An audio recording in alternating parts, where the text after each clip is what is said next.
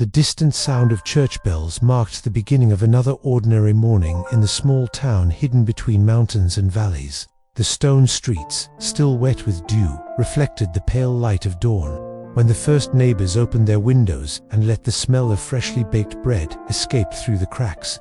In the midst of this scene of simplicity and routine, two young people walked side by side, as if the whole world had stopped just for them. He was wearing a freshly ironed, grey uniform and boots already worn from the walk there.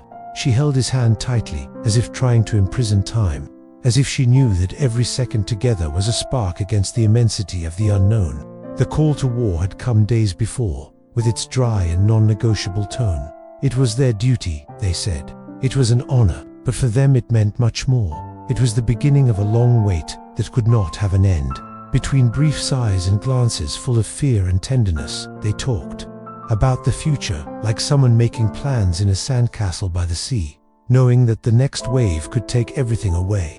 He promised in a muffled but firm voice. He promised that he would return, that he would survive the dust of the trenches, the echo of gunshots, the loneliness of nights crossed by sirens. He promised to resist for her, for them, for the dream they built in whispered conversations under the old oak tree in the main square. His words were not just comfort, they were oaths, the type of promise that is made with the heart, the one that, even in the face of impossibility, insists on believing. He took her face in his hands and repeated, as if recording a truth in time, "I will return to you." And in that moment, in the morning mist, the world seemed to bend around the two of them.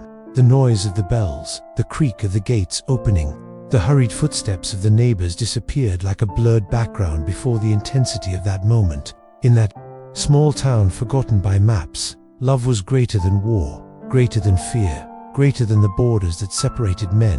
It was a love made of complicit silences, of carefully folded letters, of smiles sent with every look. And it was this love that he carried with him, like invisible armor beneath his uniform, like a hope sewn into every button of his uniform.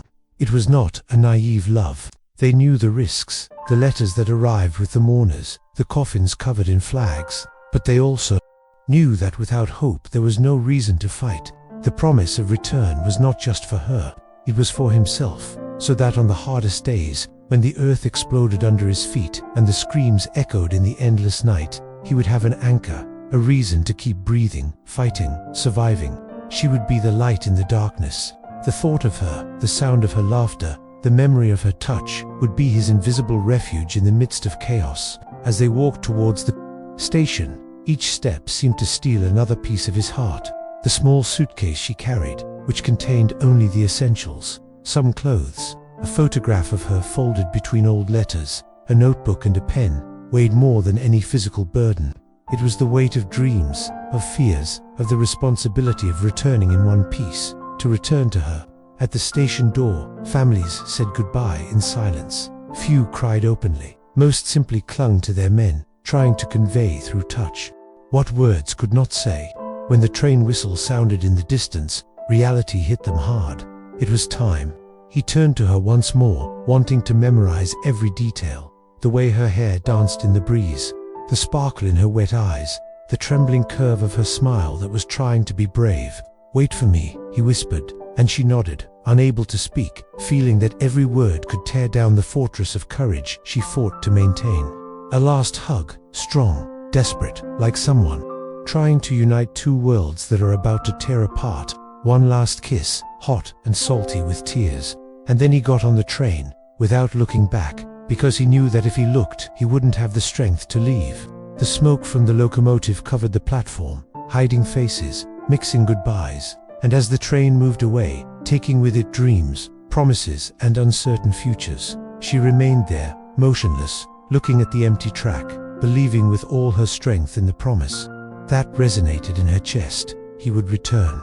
I needed to go back. And in the middle of that starting scenario, of promises made under the weight of war, something silent and invisible began to be written. A story that, even without them knowing it, would forever change the destiny of their lives. The noise of the iron wheels against the tracks sounded like a hammer slowly hitting an invisible nail, sealing destinies that no one there had chosen. The station, small and narrow, seemed too big for the emptiness that each farewell created in its stone corridors.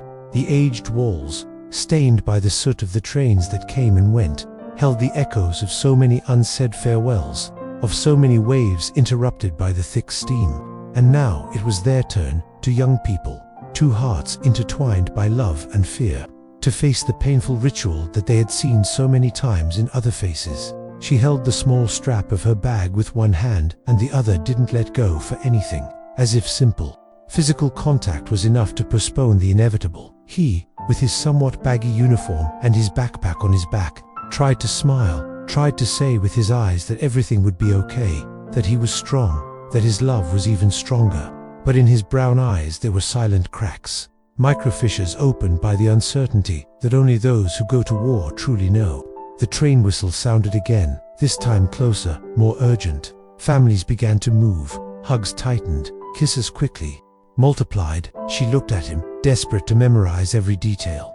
The way the morning light made his hair appear golden, the hoarse sound of his breathing trying to contain his excitement, the way he adjusted the strap of his backpack in a nervous, automatic gesture. Every little movement of his was a piece of eternity that she wanted to keep. From the inside pocket of his coat, he took out a small folded letter, without an envelope, with his name written in his hand. He handed it to her with a sad, almost childish smile, as if he were offering her a piece of his own heart. "Read it, if you ever feel like you can't wait any longer," he said, his voice shaking, almost breaking. He took the letter like someone receiving a locket, something too sacred to open without a compelling reason.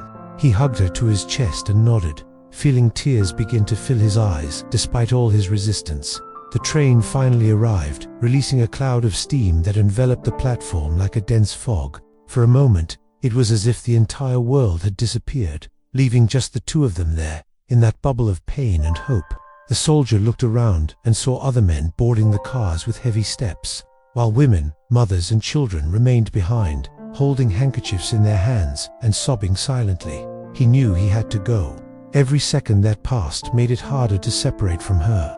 It was like trying to free yourself from deep roots that tied you to the ground. He touched her face and ran his fingers through the tears that were now flowing freely.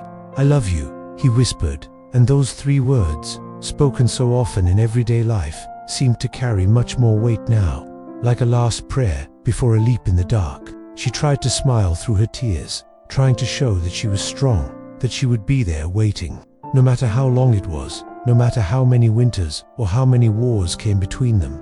And then he kissed her, an urgent, desperate kiss, filled with everything words could never express. It was a kiss of unspoken promises, of dreamed futures, of anticipated longings. The whistle sounded again, cutting through the moment like a sword. He walked away slowly, as if fighting against his own will, his eyes glued to hers until the last second. He climbed into the carriage, found an open window, and touched the glass with his hand, as if trying to bridge the growing distance between them.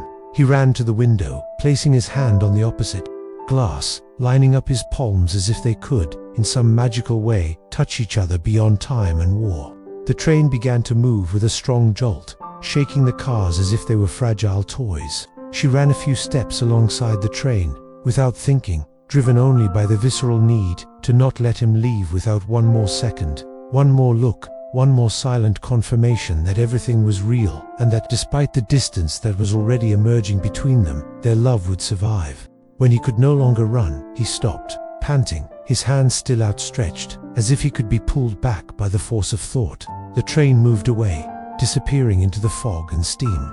She stood there, motionless, holding the letter close to her chest, as if it were the only anchor keeping her upright. And there, in the empty, silent station, between tears and whispered promises, she made a silent vow. She would wait. It didn't matter how many lonely nights, how many unanswered letters, how much bitter news the world could bring. She would wait, because I had promised to return. And she believed, needed to believe, that love was stronger than any war. Time for her began to be counted differently from that day on. No longer in hours, days or seasons, but in letters.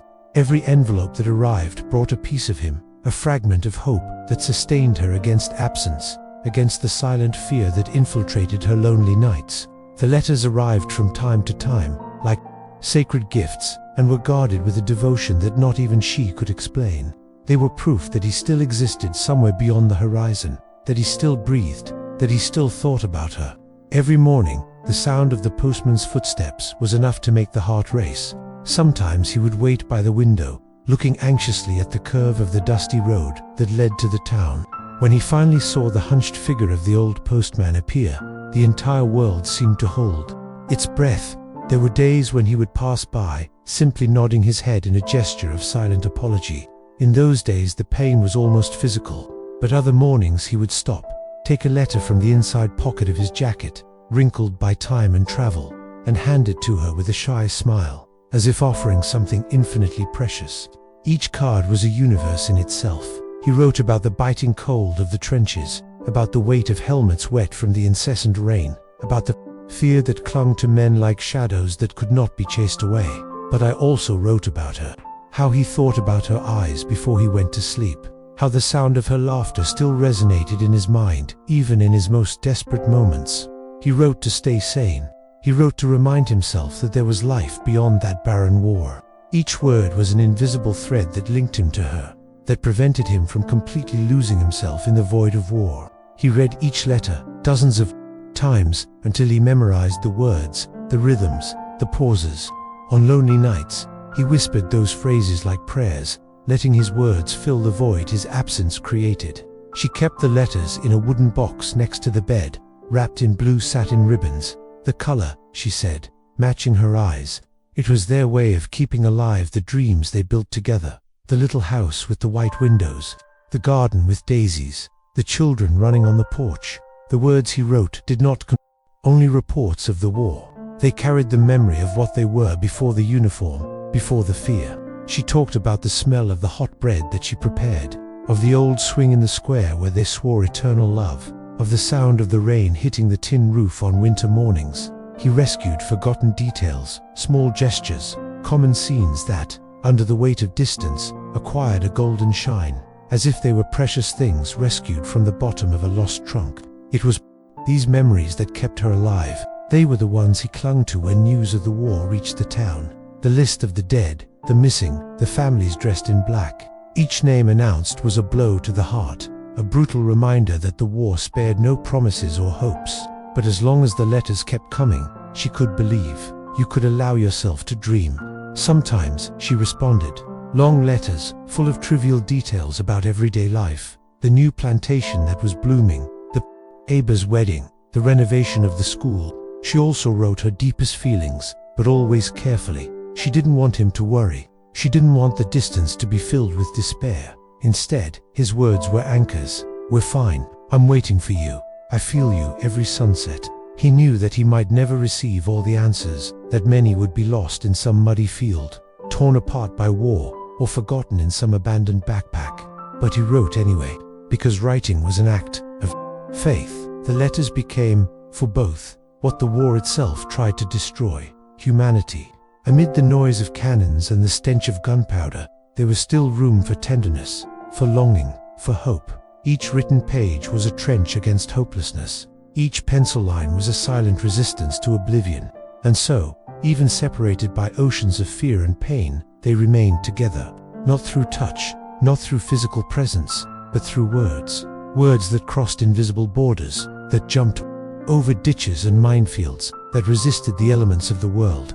Words that kept alive the dreams that, one day, they swore to fulfill together. I didn't know that those letters, those fragile sheets folded with so much love, would be the last proof of a love that the war would try to erase, but that, against all odds, would survive. It was a morning like many others on the front, but there was something different in the air. A heavy silence hung over the battlefield, broken only by the distant noise of a plane flying through the sky. The ground, still wet from the rain of the previous night, turned each step into a dirty and heavy effort, as if the earth itself wanted to keep the men there, rooted in its desolation. Between dirty faces and tired eyes, he walked slowly, with his hand in his coat pocket, where he felt the wrinkled touch of the last letter she had sent him. That piece of paper was more than words. It was his living reminder that there was still love in the world, that there was something waiting for him on the other side of the darkness. That morning the tension was different. The officers whispered among themselves, with maps in their hands and restless eyes. An imminent attack, they said. A risky move to take a strategic position. And in the midst of that nervous uproar, he knew, he felt, without anyone needing to say it, that this could be the day when his promise would be tested to the limit. Before being called into formation, he sat on the edge of a shallow trench, grabbed a small, battered notebook he had been carrying since he left, and a pen he could barely hold with his frozen fingers. Time seemed to have slowed down around them. Every breath was heavy, every heartbeat sounded like a distant drum. There, sitting in the mud and the acrid smell of war, he began to write. It was not a letter like the others. It was different. Each word was chosen carefully, like someone who knows he may never have another chance to say them. He wrote about love that never diminished, even under the weight of fear. He wrote about the dreams he still had, seeing her again, touching her face, building the house they had imagined so many times together. But she also wrote about what she should do if he didn't come back. He asked her, with the tenderness of someone who truly loves, to live, that she wouldn't let the world extinguish the light that she loved so much in her, to love again, to smile again, even if it was in pain. The words came out, mixed with the handshake, but he continued. He knew he needed to leave something behind, something that went beyond the uniform, beyond the number etched on his helmet, something that was hers, pure, complete, and that belonged to her. When he finished, he folded the paper carefully, as if folding his own soul, and placed it inside the inside pocket of his coat, next to his heart. The sergeant's shout echoed through the ranks, calling the men to the front. He stood up, took a deep breath, and for a moment closed his eyes, as if he wanted to burn the image into his memory once more. Then he adjusted his helmet, strapped his pack onto his back, and joined the others, marching into the unknown. The sun was beginning to break through the fog when they reached the open field. Ahead, only a muddy plain, marked by explosions, marked by the scars of war. And there, beyond the imaginary line that separated life from death, the enemy was waiting for them. The first shot pierced the air like a crack of thunder. Then came the screams, the blows, the frantic running in the middle of the chaos. He ran too, feeling the ground tremble under his feet, feeling the whistle of bullets as they passed too close. And even in the fury of battle, he thought of her. I thought about the letter I had close to my chest. I thought about the promise made at the station. Thick smoke enveloped everything, transforming men into confused figures, friends and enemies into faceless silhouettes. It was hard to know where to run, hard to distinguish between what was safe and what was a trap. A flash to the left, an explosion that raised mud, pieces of iron and torn screams. He fell to his knees. His ears were ringing and his vision was blurry. He tried to get up, but the pain pulled him down, like invisible anchors. With a superhuman effort, he managed to cling to a tree that had miraculously withstood destruction. The hands were bleeding, the body hurt, but in his chest, against his heart, there was still the letter, like a last link with the life he left behind. He tried to take another step. He tried to catch up with the others, who were already moving away, retreating under the weight of the attack. But his knees gave way, and there, lying among the mud and rubble, with the sky darkened by smoke, he smiled, a small, resigned smile, but full of love. Because, even there, even in that abrupt and cruel ending, he knew that his story would not end in the silence of war. Inside his coat, folded with all the care in the world, a letter was waiting to do what he couldn't: reach it.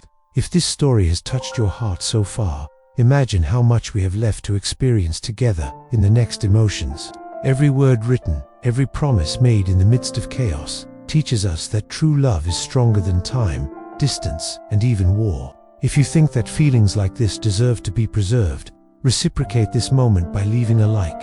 It is your gesture that keeps stories like this alive and reaches more people who also need to feel this hope. Also take the opportunity to subscribe to the channel and be part of this community that values the deepest feelings. I invite you to stay with me, because in the next chapter we will delve even deeper into the promise sealed on that paper. A promise that carries not only love, but a true testament of faith and courage. Shall we go together? Leave it in the comments. I believe in loves that resist the impossible. The battlefield fell silent after the chaos. The smoke rose in timid spirals, carrying with it a bittersweet smell of gunpowder and earth wet with blood and rain. There, among the rubble and the bodies abandoned by fate, he remained motionless, as part of that scene of devastation. But inside the inner pocket of his soaked coat was something that time, war, and death could not destroy. A letter, a piece of paper that weighed infinitely more than its size would suggest. The letter wasn't just hastily scribbled words, it was a testimony of love, faith, and hope. A reliquary, written with the urgency of someone who knows the fragility of life, of someone who understands that sometimes time is an implacable enemy. Every line, every curve of trembling handwriting, was filled with feelings that could never be expressed aloud. It was the summary of a dream life, the emotional legacy of a man who had given himself to the impossible in the name of a love that he swore to protect until the end. The paint, despite the humidity that was beginning to invade the fabric of the coat, still resisted bravely, like the last flame of a candle on a stormy night. The letter started with his name, that was all. A name that he had written so many times in his thoughts, that he had whispered in the cold mornings, that he had invoked as protection against the fear that followed him on sleepless nights at the front. Then came the confession. If one day this letter reaches you, it will be because I could, ought, keep my promise to return. But you must know that, even so, every beat of my heart was, until the last moment, yours.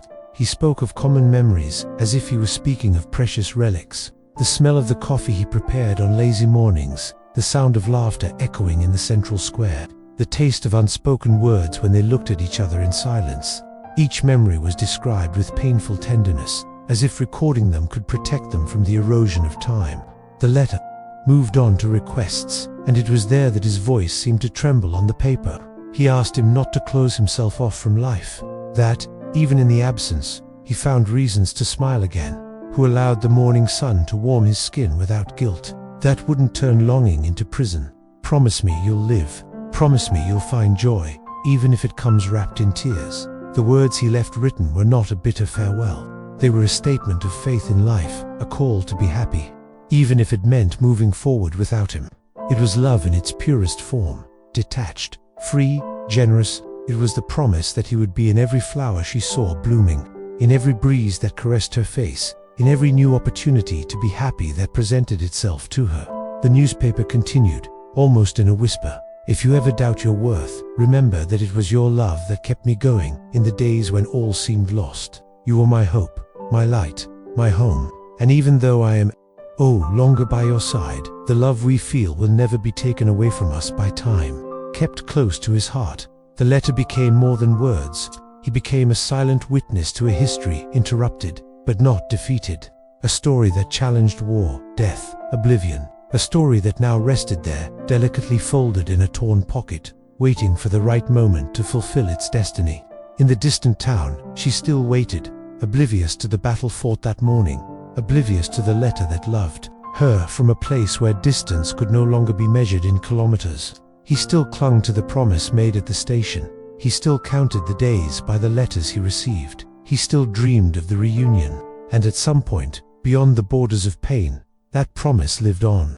Because true love, the one that is not sealed with empty oaths, but with silent acts of dedication, never completely disappears. He transforms. It crosses what seems to be the end, and re-emerges, unexpectedly, in the hands that one day will find that letter and will understand that, even in the midst of war, there were dreams that never gave up. In the pocket of a soldier who gave everything he had slept, the seed of a reunion that was still waiting to materialize. A dormant story that still needed to be told. There was a promise sealed in paper and forever engraved in the hearts of those who loved until their last breath. The sky closed in leaden tones that morning, as if the sky itself knew what was about to happen. The air, thick and electric, smelled of storm and gunpowder, and the silence that hung over the men hid a special kind of fear, one that is no longer expressed in words or screams, but only in empty glances and automatic gestures. He was among them, breathing deeply,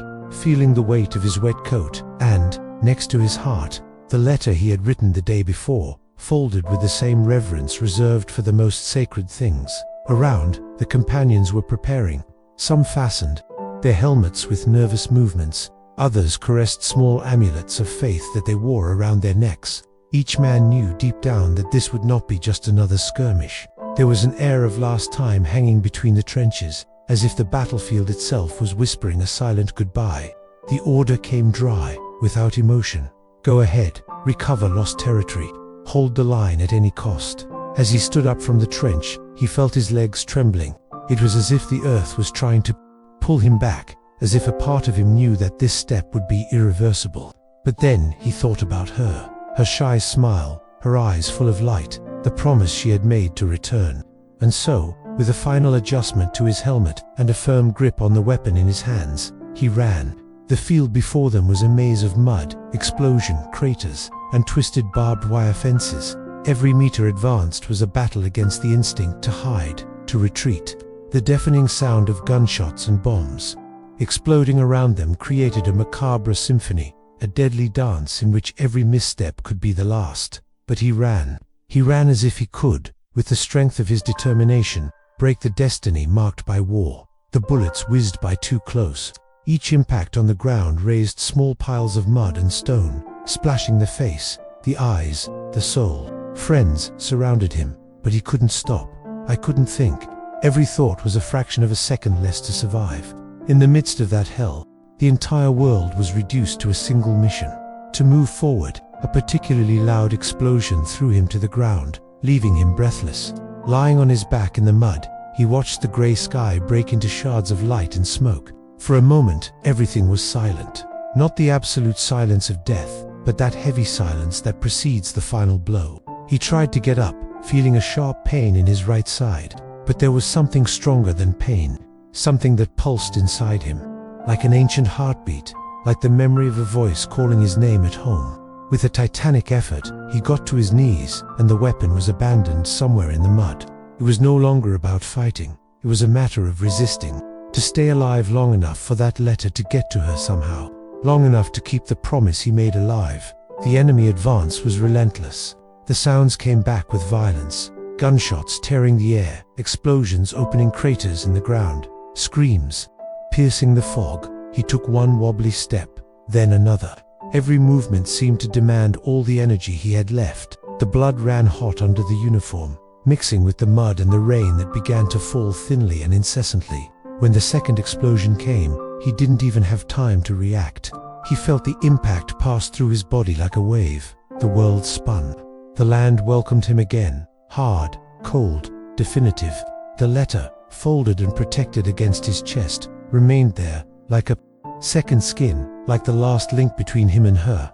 With blurred vision, he looked up at the sky that was now falling in thick, heavy tears. He thought of her, in the smell of her hair, in the warmth of your hands, in the laughter that once filled the most difficult silences, and, on the verge between life and death, he allowed himself one last smile, a small smile, almost imperceptible, but full of everything he still wanted to say. He didn't know if the letter would reach him. She didn't know if she would ever read their words, if she would understand how much they loved her, how much she was their light in the midst of the darkness. But in that moment, lying in the bloody dirt of a nameless field, he knew that he had kept his promise in the only way he could, by loving until the end. The world slowly faded away, like the extinction of a flame carried by the wind, and all you could hear was the sound of the rain falling, dragging mud, tears, and interrupted dreams. And there, between death and memory, the last fight was not only against the enemy, he was against oblivion. The days began to drag like long, tired shadows over the town. Every morning brought with it the same suffocating hope, the same silent ritual. He would rise early, before the sun touched the horizon, and stand on the porch, eyes fixed on the dusty road that wound to the post office. There was an almost childish anxiety in his chest, mixed with the cold terror of someone who knows that sometimes no news can be worse than the worst news. The old postman, who already knew his name by heart, approached with shuffling steps, with his worn backpack swinging on his back, carrying inside him the weight of the destinations that he distributed on pieces of paper. In other times, letters were synonymous with joy, reports of parties, births, news from the city. But now they had other meanings, hopes held by a thread, hastily written farewells, announcements of irreparable losses. During the first weeks, letters were still arriving, quick and brief messages, but enough to feed the flame of hope. Little stories of difficult days, memories exchanged in words that still smelled like dreams. Each envelope was opened with trembling hands, each line read and reread until it was engraved in memory, like someone tattooing on their heart the certainty that love still breathed somewhere far away. But then, little by little, the letters began to become scarce. The spaces between them stretched like ropes, about to break. First weeks, then months. Absence settled into his life without asking permission, like a cruel guest that steals his sleep, his hunger, and the shine in his eyes. He looked for excuses to justify the silence. Perhaps the mail had been attacked. Perhaps the letters had been lost in the chaos. Maybe he was on a mission, without access to paper or ink. Maybe. The mind built scenarios to keep hope alive, even when the heart, silently, began to understand the truth that the lips refused to utter. The world around her seemed to continue its course, indifferent to the pain in her chest. The children continued playing in the square. Women continued washing clothes in the rivers. The conversations in the market talked about harvests, rains, and weddings. But to her, every laugh, every sound seemed distant, as if she lived behind thick glass, separated from real life. At night, lying in her empty bed, she clutched the wooden box where she kept the letters she had already received to her chest. He whispered his favorite passages, like unanswered prayers. In his dreams he saw his face approaching through the fog, smiling, saying that everything had been a delay, that he would return, that the letters would soon begin to arrive again. I woke up with the pillow wet with tears, the echo of absence screaming in the corners of the room. The neighbors began to avoid looking directly into her eyes. There was something unbearably painful about seeing someone, the brink of loss without being able to do anything. The words of comfort became rarer, emptier. The silence of the town, once a melody of routine and tranquility, now seemed like a funereal rhythm, punctuated only by the sound of her own tears, hidden behind the closed curtains. Sundays were the worst. The church bell rang, announcing Mass, and families gathered to pray for those who were far away. She always sat on the same bench, on the right side, near the window, with a veil covering her hair and her hands clasped in her lap. He prayed, but his prayer was not made of words. It was made up of absences, longings, unanswered questions, and deep down, a part of her knew it. I felt it, as if the soul had received an invisible letter, a message without paper or ink. But I didn't want to accept it. I couldn't. As long as he didn't see, as long as he didn't hear, as long as he didn't have something in his hands that would put an end to the story, he would continue. Waiting, I would continue to nurse the illusion that, at any moment, he would appear on the dusty road, bringing in his tired eyes the same promise they made to me at the station. Time passed. The leaves on the trees changed color. The crops were harvested. Winter came, then summer, and then another winter.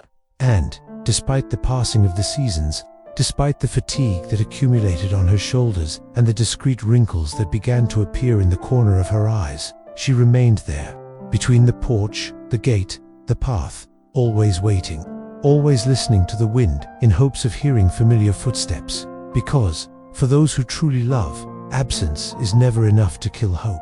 Absence only turns love into an infinite weight, silent and, at the same time, as alive as in the first moment.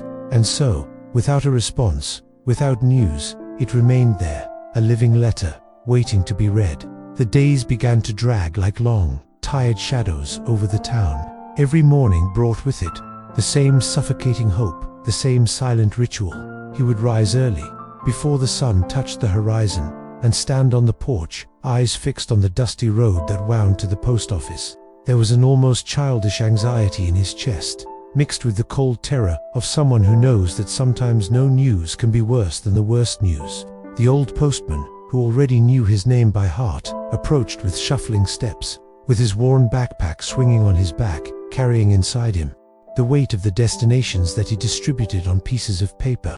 In other times, letters were synonymous with joy, reports of parties, births, news from the city. But now they had other meanings, hopes held by a thread, hastily written farewells, announcements of irreparable losses. During the first weeks, letters were still arriving, quick and brief messages, but enough to feed the flame of hope. Little stories of difficult days, memories exchanged in words that still smelled like dreams.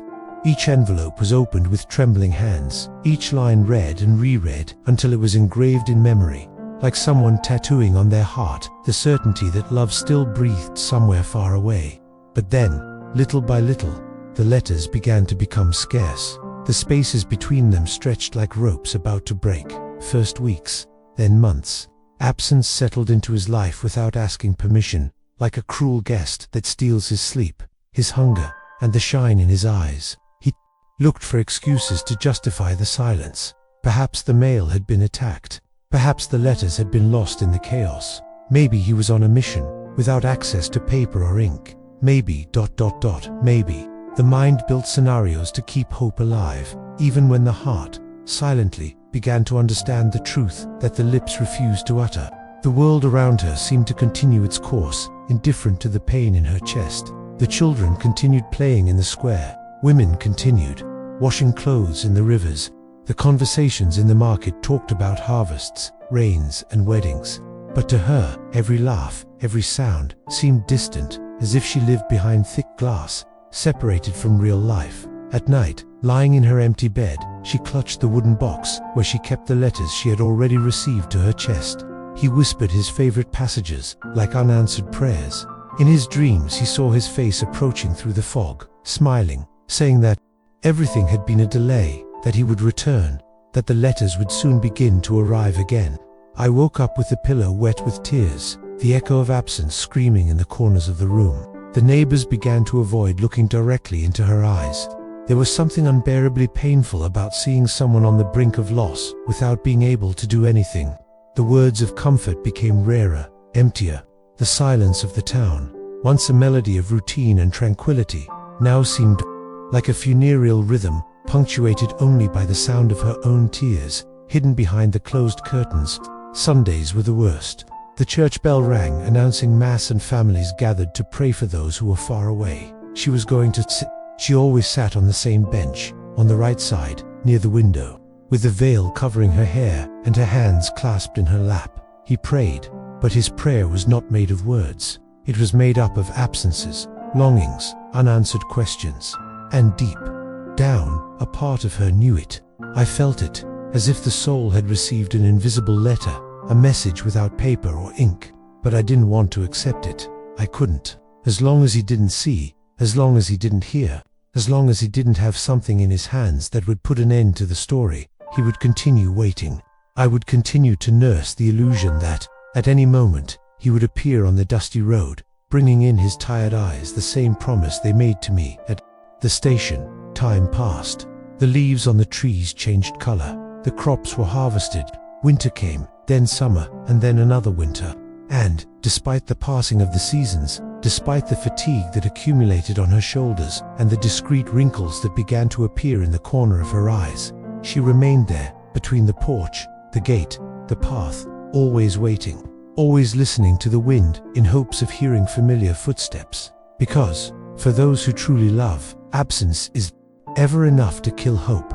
Absence only turns love into an infinite weight, silent and, at the same time, as alive as in the first moment.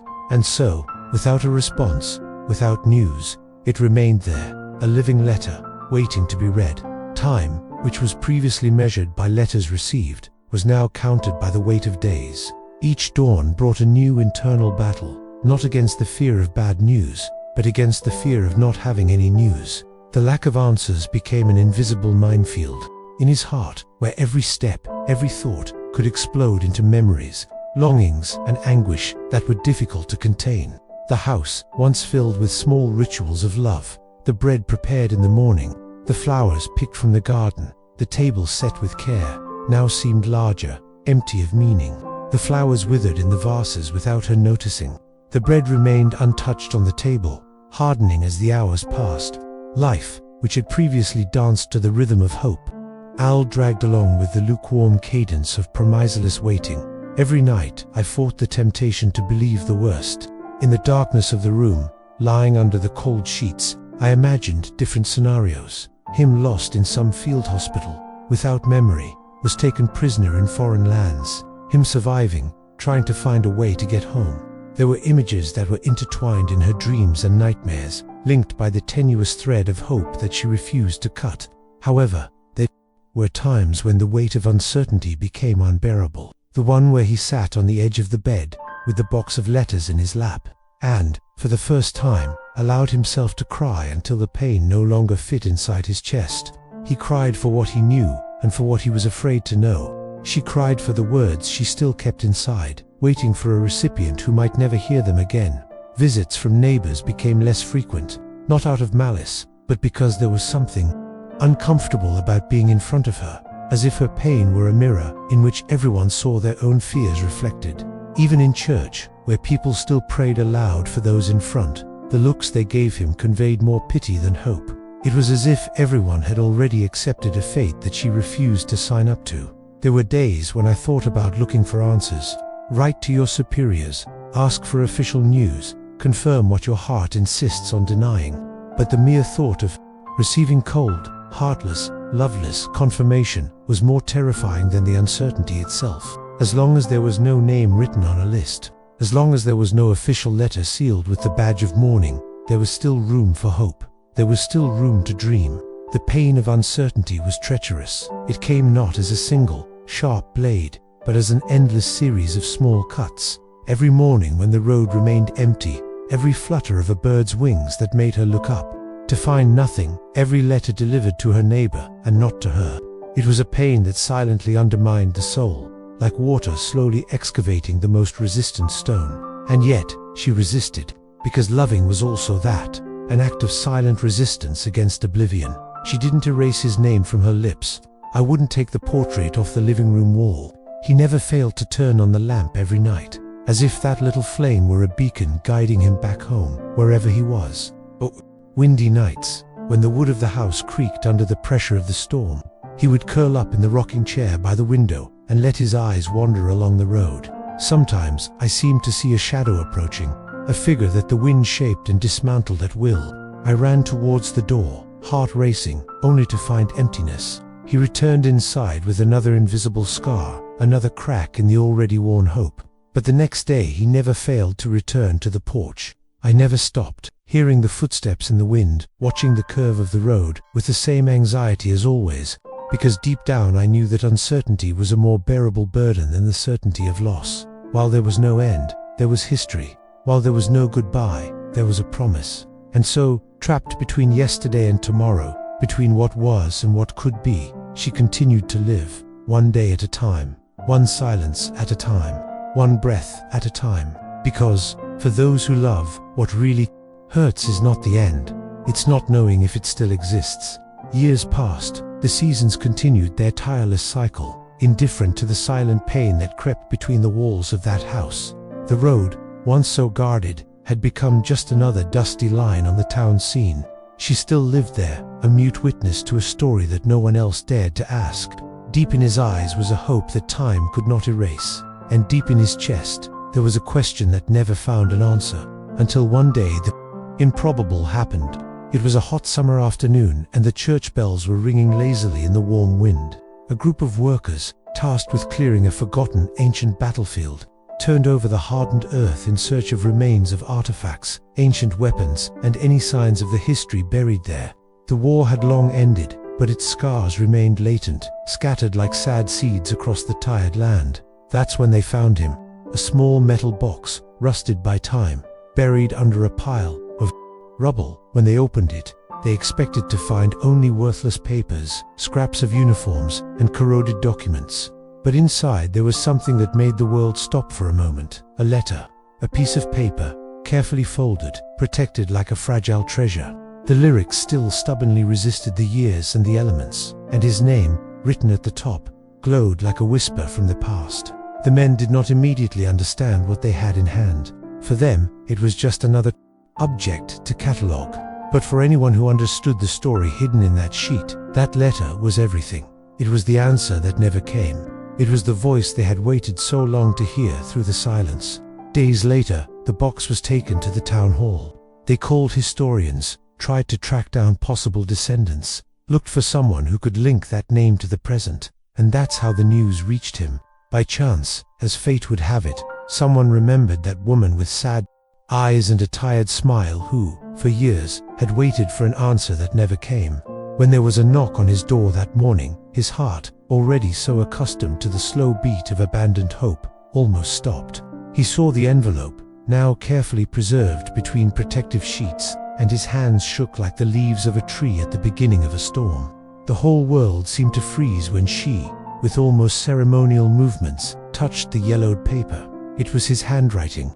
I would recognize that writing anywhere, even in the dark, even in another life. He brought the letter to his chest, closed his eyes, and for a moment, all the lost time, all the pain, all the absence were blown away like dust by the wind.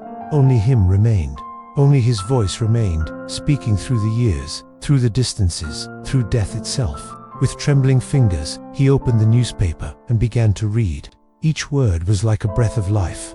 He talked about her dreams, about her promises. He spoke of the fear he felt of not returning, of the hope that she would move on if he couldn't.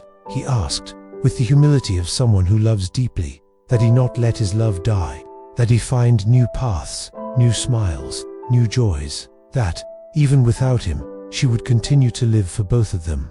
That letter was unlike any other I had ever read. It was not just a story of the war, nor a pleasant memory. It was a testament, a last message of love, written with the soul of someone who knew that tomorrow might not exist. It was the goodbye he never had time to say. It was the promise that, even without being delivered in life, went through death to achieve it. Tears fell silently down her face, mixing with the dust of time. Each sentence seemed to slowly sew up the cracks that silence had opened in his chest. Each word gave him back a part of the love he had kept intact inside him for so long.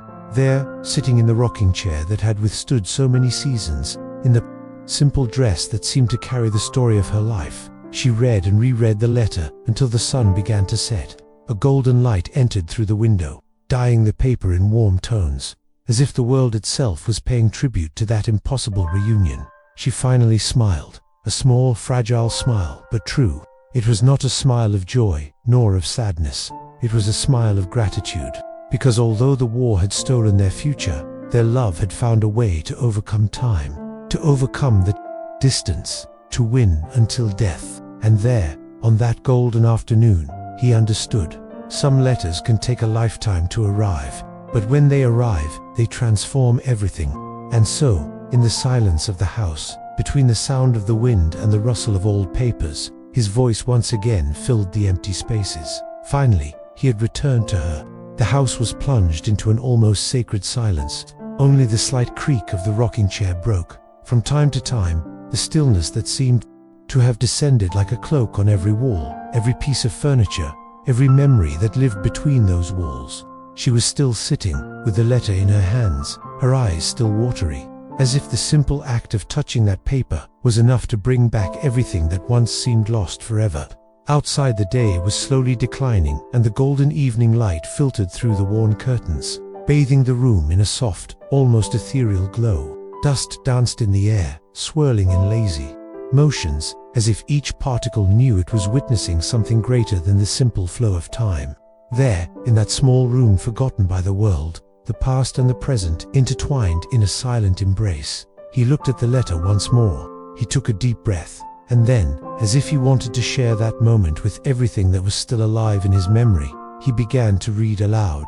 At first, his voice was weak, muffled by the emotion that constricted his throat. The first words were almost a whisper, as if he was afraid to break the spell that hung in the air. But little by little, as the phrases came to life, his voice became firmer, filling the house with his presence. Every word written on that paper seemed to find an echo in the old walls, in the silent furniture, in the dusty paintings. It was like he was there, sitting in front of her, smiling in a way she would never forget. "My beloved," he began with a trembling voice, "if this letter reached your hands, it is because I could not keep the promise I made at the station. But I want you to know, with all the strength of my being, that I fought until the last moment thinking of you."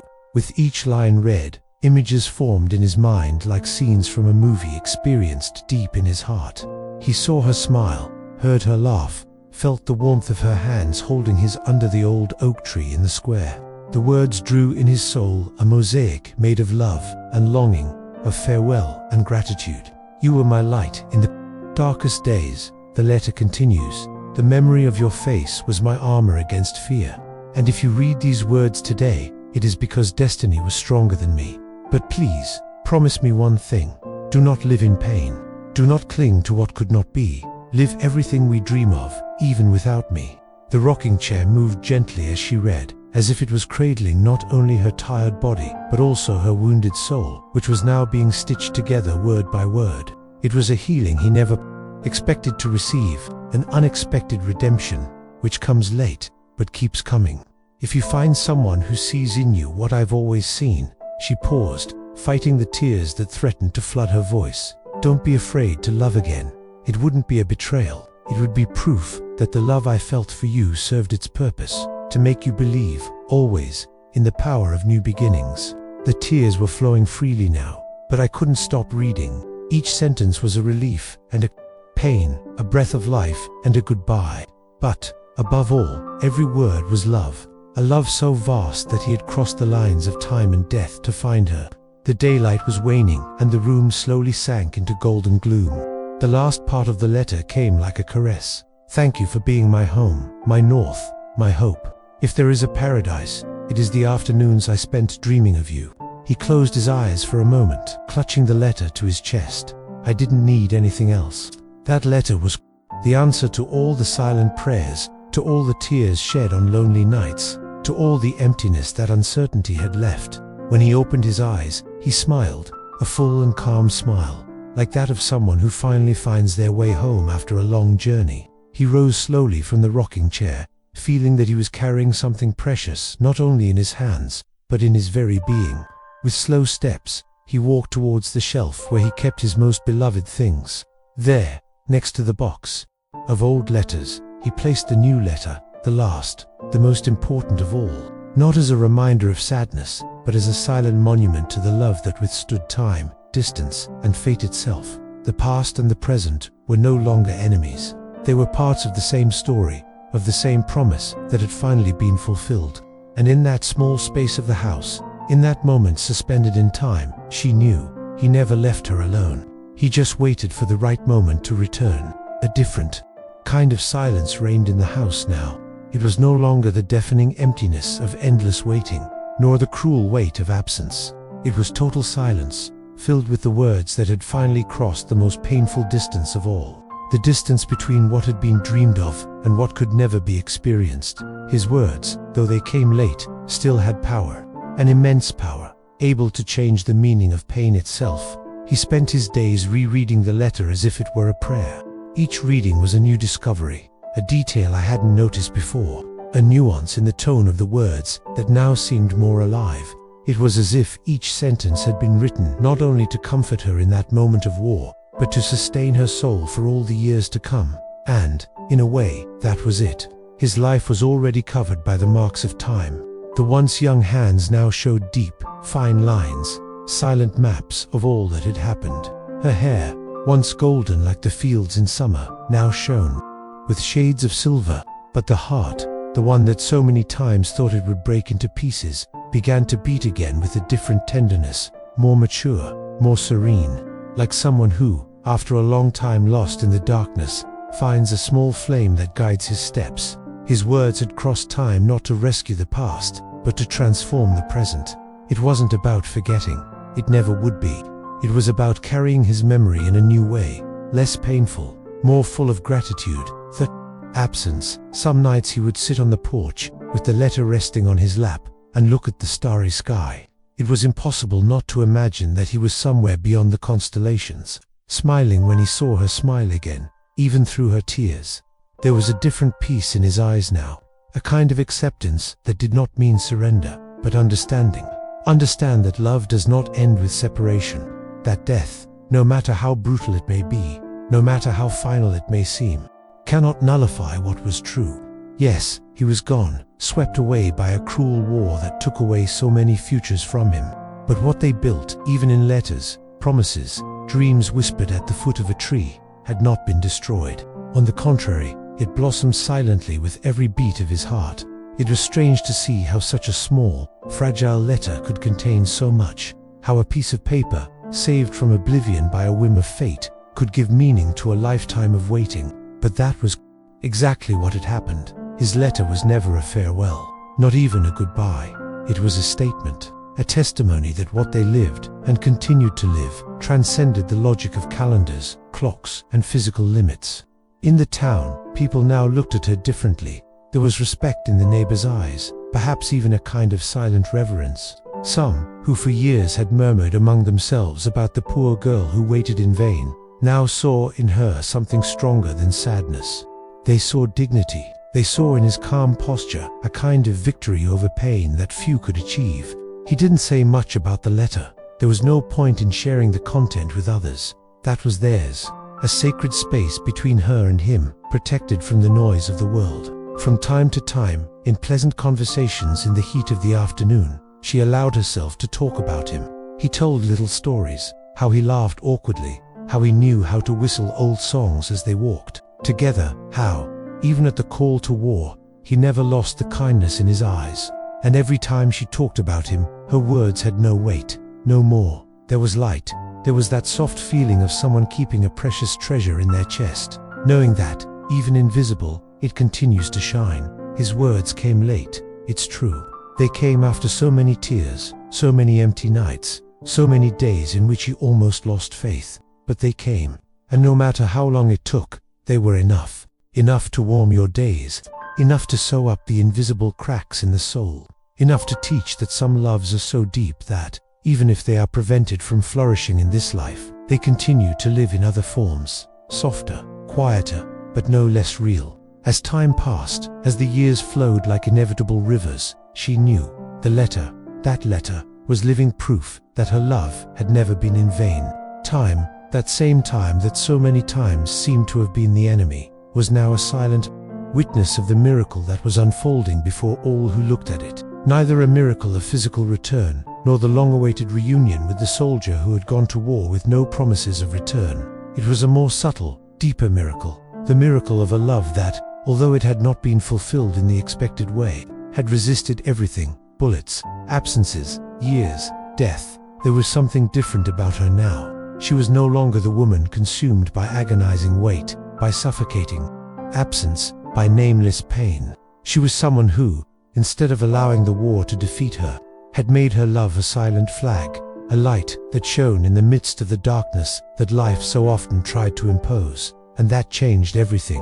On golden mornings, I walked to the main square, where the old oak tree still stood the test of time. There, she sat on the same bench where she had so many times dreamed of the future with him. The eyes, now marked by the soft marks of age, still filled with brilliance as they looked toward the horizon. It was no longer the anxious glow of someone who waits. It was the serene glow of someone who carries within him a presence that neither time, nor distance, nor death can steal. The children played and ran with laughter as clear as the ringing of church bells on festive mornings. She watched them and smiled, imagining, in some secret corner of her heart, what it would be like if he were there, if the promises made in letters had become a life shared.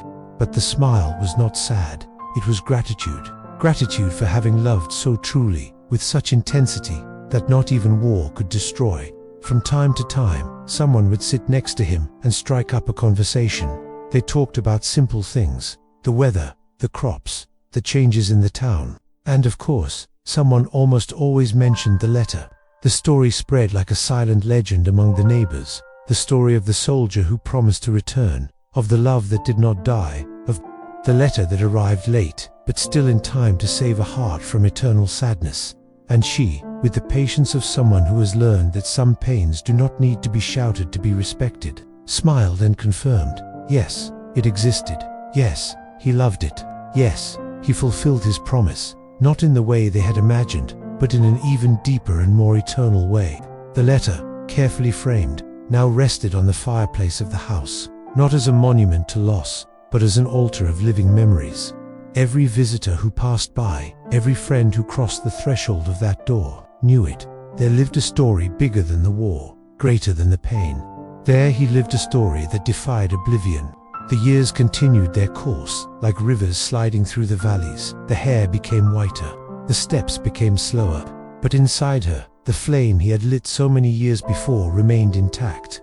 The love that was born in the midst of uncertainty, that blossomed in letters, that resisted the crushing weight of waiting, now existed in an even more powerful way.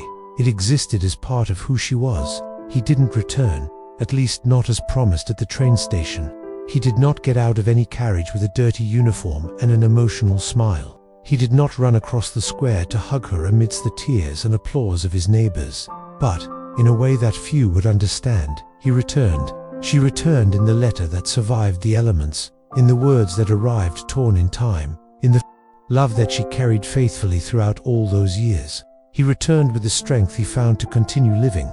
He returned every sunset that she watched alone, feeling that, somewhere, he was also watching it with her. And that is how their love survived the war, not in plans that never came to fruition, but in the silent certainty that, sometimes, what is true does not need to be complete to be eternal. Some stories are written on visible pages, others, in the space between words. What could never be said, in what was felt so deeply that not even time could erase it. His love was like that, and even when war stole the future they imagined, it could not erase what they had built deep in their hearts, because there are loves that are not only of this world, they belong to what is eternal, to which neither time nor death can lead. The town, with its stone streets and its windows always ajar, so that the wind could tell ancient secrets, seemed to know that a cycle was approaching its end. There was a special stillness in the air, a silent wonder that passed through the mornings and settled over the golden fields of autumn. His house, that little house of wood and memories, had become a sanctuary where the past and the present were in peace. It was Sunday, one of those times when time seemed to stretch lazily into the afternoon. She put on her best dress, simple, a slightly faded blue, and tied her hair up with the same brooch that he had given her. Before leaving, all those years ago, the letter rested on his lap. Always the letter, not as a burden, but as an extension of itself, as a silent testimony of everything lived, felt, and preserved. The main square was discreetly prepared. There were no grand decorations or pompous speeches. It was a simple meeting, held by those who loved her, by those who understood that some stories deserved to be honored, not with empty words, but with true gestures. In the center of the square, under the old oak tree, that had witnessed so many meetings and farewells, they had placed a small bronze plaque. Above it, a simple inscription, but full of meaning, to the love that resisted time, war, and oblivion. He walked slowly towards the oak tree, his eyes moist but his smile serene. The people, in respectful silence, followed each step as if contemplating something sacred. In his hands, the letter, old, fragile, but still legible as the first day it was read. With a calm gesture, he knelt in front of the tree. He touched the earth with the palm of his hand, feeling life pulsate beneath his fingers. And then, with the delicacy of someone giving back part of their heart to the world, they dug a small space at the foot of the oak tree. There he deposited the letter, not as a farewell offering, but as a seed made of memories, of promises, of a love that had gone through what seemed insurmountable. He covered the letter with soft soil, smoothing the soil gently. Then he remained there for a few minutes, with his eyes closed and his face bathed in the golden light of the afternoon.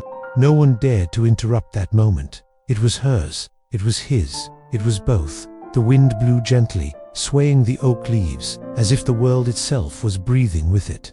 And then, something wonderful happened. A leaf fell off the highest branch and slowly floated to land in his lap. She smiled, recognizing in that small gesture of nature the silent response she had always expected. He stood up slowly, feeling light in a way he hadn't felt in a long time. As she looked at the people gathered, she didn't just see familiar faces. She saw generations who would now carry within them the story she and he had written. A story of courage, of faith, of love that does not bow in the face of tragedies. I didn't say big words. He simply whispered to whoever would listen, or simply to himself, wherever he was. Thank you for loving me like this. Thank you for teaching me to love, even when everything seemed impossible. The church bells rang in the distance, announcing the end of the afternoon. It was as if each bell said, "He's back, he's here." And indeed, it was. Not how she had dreamed, not in person, getting off a train or crossing the square in a hurry, but in every memory preserved, in every smile he still allowed himself to give, in every silent beat of his old heart. The letter buried at the foot of the oak tree was not the end. It was a new beginning. It was a guarantee that that story would never be forgotten. That love, once true, does not need presence to continue existing. There he remained, eternalized not only in the land that now protected his words, but in the history of the town. in the memory of those who passed through the square and stopped in front of the plaque to read, in silence, and perhaps, without knowing exactly why, feeling their hearts touched, because true love leaves invisible marks. Mark the trees, mark the ground, mark the days, and even way. War tries to erase everything, even when time tries to blur the contours of memories. There are still letters, there are still promises, there are still hearts capable of keeping alive the flame that so many believe impossible to preserve. He returned home that afternoon with light steps. He sat on the balcony, looking out at the orange and gold horizon. The wind ruffled her silver hair, and she smiled, because I knew that, somewhere beyond the visible, he was smiling too. And so, with the simplicity of great loves, their story found its final tribute, not in oblivion, not in lament, but in the eternity of a love that, against all wars, chose to survive. This story reminds us that, even in the face of loss, there is a kind of love that time, distance, and even death cannot erase. If this letter touched your heart like it touched ours, please reciprocate by leaving a like. It helps us keep stories like this alive. Subscribe to the channel to receive more narratives that cross time and soul, and share in the comments. True love never dies. Let's spread this message to the world together.